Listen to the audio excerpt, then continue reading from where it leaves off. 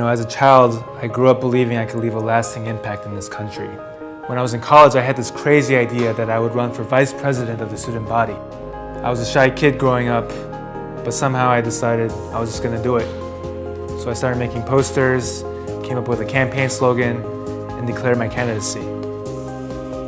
What kept me going was seeing that my decision to run was a source of empowerment to others around me. And for 2 whole months, I knocked on doors and organized campus-wide rallies to start sharing my ideas to improve campus life. When there were moments when I started to doubt myself, the students around me came out in droves to support what I stood for. And in the end, I lost. But it was that experience that taught me that it's better to take action than not. And it gave me a passion to be a voice for the Asian Pacific American community. And I'm very aware that the reason why I'm able to chase my dreams and pursue my passions is because of the APA pioneers who have come before us. Despite the setbacks that these pioneers faced, their contributions to society have changed the course of history. Let me tell you about some of my APA heroes.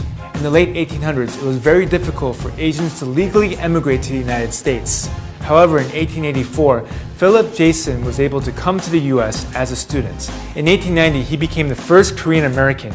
He naturalized as a citizen of the United States and went on to earn his credentials to become a doctor. He was the first Korean-born US civil servant, and he founded the first Korean-language newspaper in America.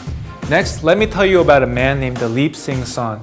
He came to the United States in 1920 when it was actually illegal for Asians to naturalize as citizens of the United States. And so he decided to do something about it. He started advocating for the civil rights of all people, not just Asian Pacific Americans.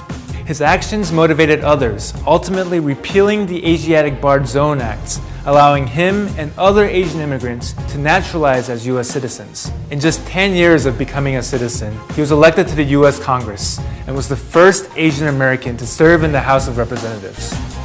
And then we've got the rock star, An Wang, the father of random access memory.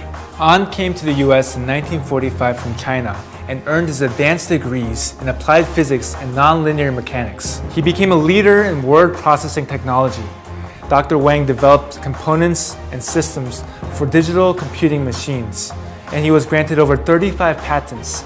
And this was way before Microsoft or Apple.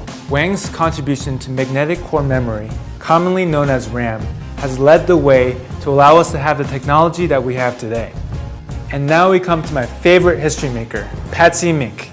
She was the first Asian American woman elected to Congress, representing the people of Hawaii. Patsy was the key author of the Title IX Amendment of the Higher Education Act, now known as the Patsy Mink Equal Opportunity in Education Act. This public law prohibits anyone from being excluded from participating in any educational activity or program based on their gender.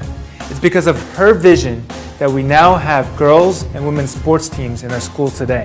In 1972, Patsy became the first Asian American to run for president on an anti-war platform. Though she didn't win, she's remembered today for her work advocating for women's rights, equal rights, and reform in education and healthcare. So why are these APA leaders so important? Today, we stand on the shoulders of these trailblazers. Each of their contributions have given us tremendous opportunities, and their courageous sacrifices should not be forgotten. They pioneered the way for our generation, and now it's our turn to do the same for the next generation. So here's the question for all of you. What legacy will you leave?